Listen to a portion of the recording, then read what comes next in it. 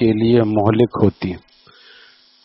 ظاہر کی بیماریوں سے ہم فوراً بچتے ہیں، علاج کراتے ہیں، بی پی ہائی ہو گیا پریشان ہو جاتے ہیں، ہونا بھی چاہیے۔ صحت کا خیال رکھنا بھی شریعت کے احکامات میں سے، اپنی صحت کو ایسے چھوڑ دینا کہ ارے بھائی بس اللہ تعالیٰ صحیح کر دیں گے، یہ صحیح دوا علاج کرنا سنت ہے، اور صحت اور پرہیز کرنا اس سے بھی زیادہ ضروری واجب ہے۔ بہت سے لوگ بھی عید میں اور اس میں خوب میٹھا کھا رہے ہیں، کولڈ ڈرنک پی رہے ہیں، اور ساتھ ساتھ جو ان کا شوگر ان کی ہائی ہو رہی ہے، تو یہ کوئی اس کو توکل نہیں کہتے، توکل نہیں ہے بلکہ بے احتیاطی ہے۔ توکل یہ ہے آدمی اعتدال کے ساتھ کھائے اور پرہیز بھی کرے، پھر اللہ تعالیٰ سے صحت مانگے۔ تو صحت مانگنی بھی چاہیے اور اس کا خیال بھی کرنا چاہیے۔ بد پرہیزی کرنا کوئی اچھی چیز نہیں ہے، یا تو وہ غلبہ حال والوں کا ہے کہ ان کو اتنا اعتماد ہے کہ ان کو کچھ نہیں ہوگا۔ عام طور پہ ایسا نہیں ہوتا، بلکہ اس کے خلاف ہو جاتا ہے، تو کہتے ہیں ہم نے تو بسم اللہ بھی پڑھا تھا، اور بسم اللہ پڑھ کے زہر کھائیں گے تو زہر کا اثر نہیں ہوگا۔ لہذا حضرت علی رضی اللہ تعالیٰ جب ایک کافر نے کہا کہ تمہیں اللہ پہ اعتماد ہے نا، وہ بچانے والا ہے، تو تم چھلانگ لگاؤ اوپر سے، تیسری منزل سے چھلانگ لگاؤ۔ حضرت علی رضی اللہ تعالیٰ جواب سنیے، فرمایا اللہ تعالیٰ کو حق ہے کہ وہ مجھے آزمائے، مجھے حق نہیں ہے کہ میں اللہ تعالیٰ کو آزماؤں، مجھے حق نہیں ہے کہ میں اللہ تعالیٰ کو آزماؤں۔ لہذا ہمیں ایسا کام نہیں کرنا چاہیے کہ ہم دیکھیں کہ ہمارا توکل کتنا ہے۔ ہمارا توکل کچھ بھی نہیں ہے، کیونکہ ہمارا یقین ایمان ویسا نہیں ہے۔ وہ خالد ابن ولید کا ایمان تھا کہ وہ دعا پڑھی بسم اللہ الذی لا یضر والی دعا، ذرا مختلف قسم کی ہے وہ دعا، ذرا طویل ہے، شیخ الاسلام نے اس کو نقل کیا ہے کہیں پہ، اور وہ پڑھنے کے بعد انہوں نے وہ زہر کا پیالہ زہر پی لیا جو کافر لے کر آیا تھا۔ وہ اس لیے لے کر آیا تھا کہ بہت دنوں سے مسلمانوں نے قلعے کا محاصرہ کیا ہوا تھا، تو مسلمان بھی پریشان تھے باہر کے قلعہ فتح نہیں ہو رہا ہے، اور وہ بھی پریشان تھے اندر کہ ہماری جان کب چھوٹے گی۔ تو اس میں کا کافر جو ہے وہ زہر کی ایک بوتل لایا، اور ایسی اس میں ایسا زہر تھا کہ اس میں یعنی موت یقینی تھی، جس کہتے اس نے خود کہا کہ اس کو منہ پہ لگا لے کوئی۔ اس نے یہ کرنے کے لیے آیا تھا کہ دیکھو یا تو تم معاہدہ کرو صحیح اور ہماری جان چھوڑو، اور یا تو میں یہ زہر پی کے مر جاؤں گا۔ اور یہ زہر ایسا ہے کہ زبان سے لگتے ہی آدمی کی موت کا وقت شروع ہو جاتا ہے۔ حضرت خالد بن ولید نے فرمایا اچھا تمہیں اتنا یقین ہے، لاؤ مجھے دو۔ اللہ کا نام لیا، بسم اللہ الذی والی جو ہے دعا ذرا مختلف قسم کی، ذرا بڑی ہے وہ پڑھی، اور اس کے بعد وہ پوری بوتل پی لی، اور وہ سامنے بیٹھے رہے، ہنس رہے ہیں، بول رہے ہیں۔ وہ کہنے لگا بھائی ہم انسانوں سے مقابلہ کر سکتے ہیں، جنات سے نہیں کر سکتے۔ انسان ہوتا تو یہ ابھی تک مر چکا ہوتا۔ اللہ تعالیٰ نے یہ یقین صحابہ کا تھا، ہم نہیں کر سکتے، یہ یقین صحابہ کا تھا۔ جب صحابی نے کہا کہ آپ نے موسیٰ علیہ السلام کو پانی میں سے راستہ دیا تھا، آپ جب موسیٰ علیہ السلام کو راستہ دے سکتے ہیں تو آپ اپنے محبوب کی امتیوں کو بھی راستہ دے سکتے ہیں۔ دیا اللہ تعالیٰ نے، ان کا عمل ایسا تھا، ان کا توکل ایسا تھا۔ ہمارا جو ہے ایک ہوتا ہے عین الیقین، حق الیقین، ایک ہوتا ہے ڈلم الیقین۔ ہمارا ڈلم الیقین ہے، کبھی ایسا بھی ہو سکتا ہے، اسی لیے ہمیں آزمانا نہیں چاہیے۔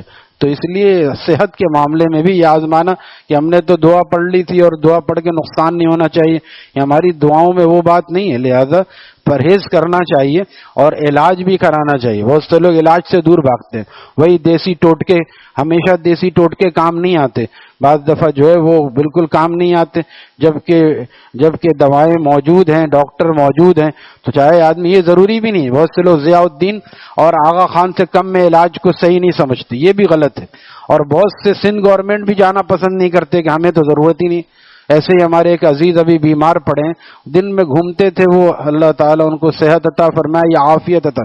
ایسی بیماری ہے کہ اب صحیح ہونا کہ ڈاکٹروں نے جواب دے دیا ہے صحیح تو نہیں ہو سکتے، عافیت کی دعا کریں۔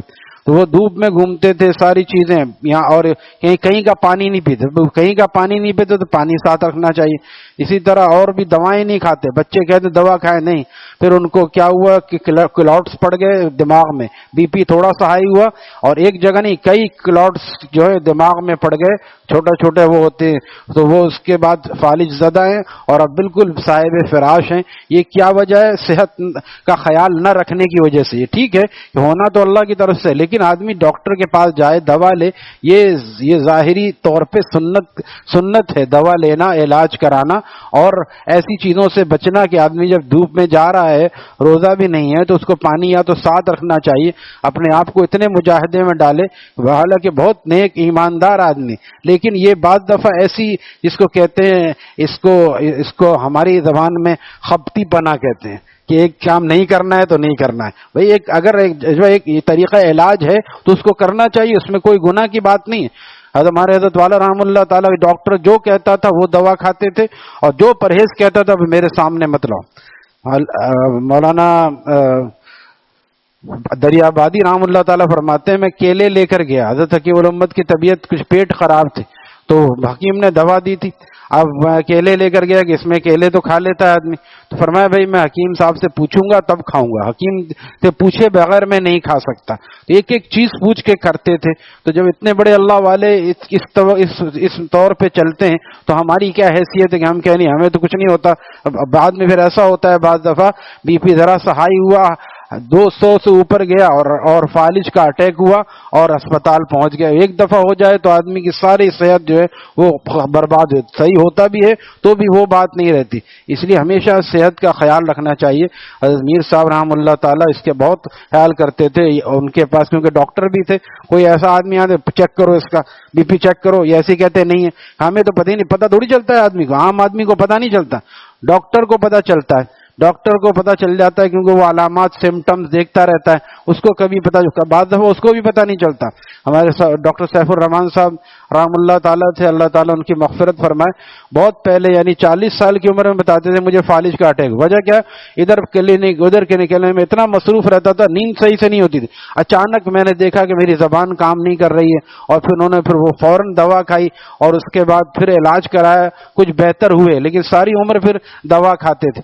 اس لیے ہمیشہ جو ہے اس کا خیال رکھنا چاہیے کہ ہماری صحت اگر اس طرف جا رہی ہے تو ہم فوراً اس کا چیک اپ کرائیں اور ٹیسٹ کریں، اور آج کل ٹھیک ہے، لیکن سندھ گورنمنٹ وغیرہ ایسی جگہوں پر جو ہے وہ بھی اگر آدمی تھوڑا سا وقت لگائے تو ساری جگہوں پر کام ہو جاتا ہے، اسپتالوں میں جا کر، تو اگر کم خرچ میں کوئی چاہے تو بھی علاج کر سکتا ہے، اور کوئی چاہے زیادہ خرچ کرنا تو بھی علاج کر سکتا ہے، اللہ سے مانگے بھی، ساتھ ساتھ اپنی صحت کا خیال رکھے۔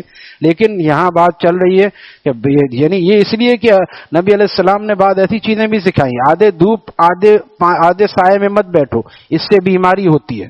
دیکھیے اس کے شریعت کا کیا مسئلہ ہے، دھوپ میں گرم ہوئے پانی سے مت نہاؤ، اس سے برس کی بیماری ہو سکتی ہے۔ یہ آپ نے کیوں فرمایا، اس سے دین کا کیا نقصان ہے؟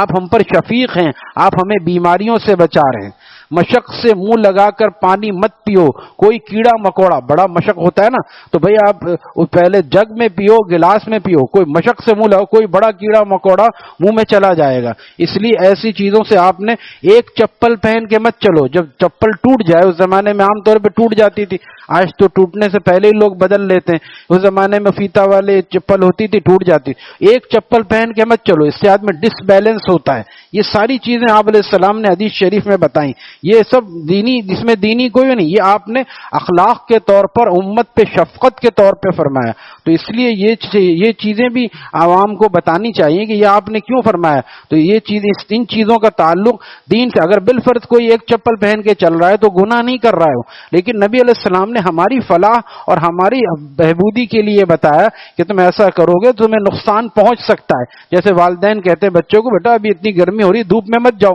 اب تو وہ دھوپ میں جائے گا تو اس کو نقصان ہوگا۔ تو نبی علیہ السلام اتنے شفیق ہیں کہ آپ نے صرف باطنی بیماریوں کے بارے ہی میں نہیں بتایا، بلکہ ظاہری بیماروں کے بارے میں بتایا، اور یہ بھی فرمایا کہ ہر لکل دائن دواؤن، ہر مرض کے لیے دوا موجود ہے، اس کا علاج کرو، اہل علم سے مشورہ کرو اور پوچھو۔ بعض دفعہ دواؤں میں بھی ایسی چیزیں ہوتی ہیں، ایک صاحب نے حضرت لدھیانی صاحب کو لکھا کہ ہومیوپیتھک کی دواؤں میں سنا الکحل ہوتا ہے، کیا استعمال کر سکتے ہیں؟